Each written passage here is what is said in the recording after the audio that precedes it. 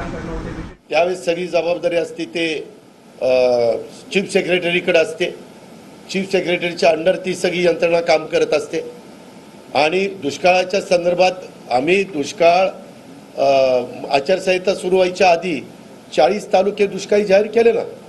त्याच्यामध्ये जे काही हे जे आपलं शुल्क असं आपल्या विद्यार्थ्यांच्या संदर्भातलं शिक्षण शुल्क असतं ते शिक्षण शुल्क माफ करून टाकलं, ते कित्येक कोटींचं आहे।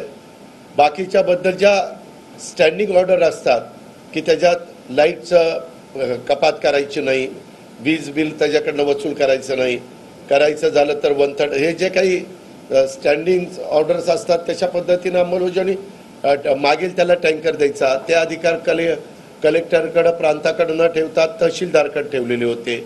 या सगळ्या गोष्टी केल्या ना। आणि 20 तारीख झाल्यावर 21 तारखेला अजित पवार मंत्रालयात होता।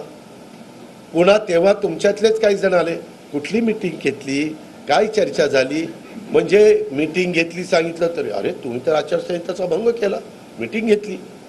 त्यावेळेस एक मिनिट अनधिकृत बांधकाम अनधिकृत हे होल्डिंग पडलं त्याच्याबद्दल पण सरकारने आदेश काढले, सगळीकडचे अनधिकृत बेकायदेशीर होल्डिंग काढा आणि त्याच्याबद्दलचा धडक कार्यक्रम त्या ठिकाणी सुरू झाला।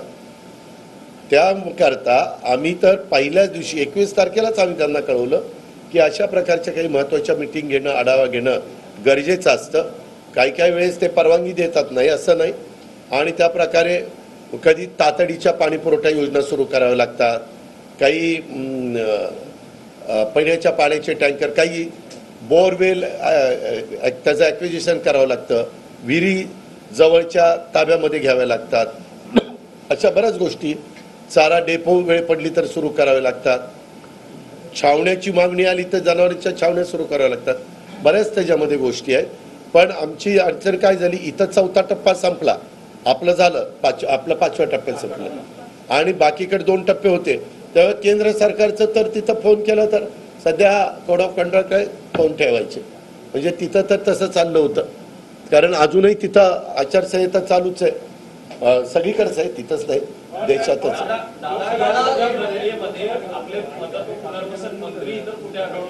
कुठे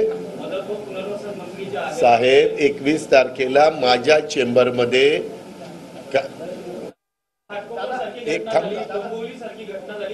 एक मिनिट मी आपल्याला तुम्हाला सांगतो, ज्यावेळेस राज्याचे प्रमुख किंवा उपप्रमुख जातात तिथं एकदा त्यांनी आदेश दिल्यानंतर मंत्र्यांचा आणि राज्यमंत्र्यांचं तिथं जाऊन जास्त कोणी ऐकलं जात नाही, कारण मुख्यमंत्री प्रमुख असतात।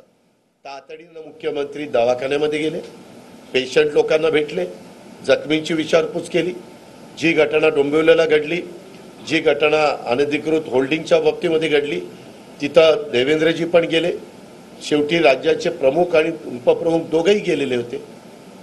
त्याच्या संदर्भामध्ये मदत आणि पुनर्वसन मंत्री हे 21 तारखेला माझ्याबरोबर ह्या सगळ्याच्या संदर्भातला आढावा मी मंत्रालयामध्ये घेत होतो।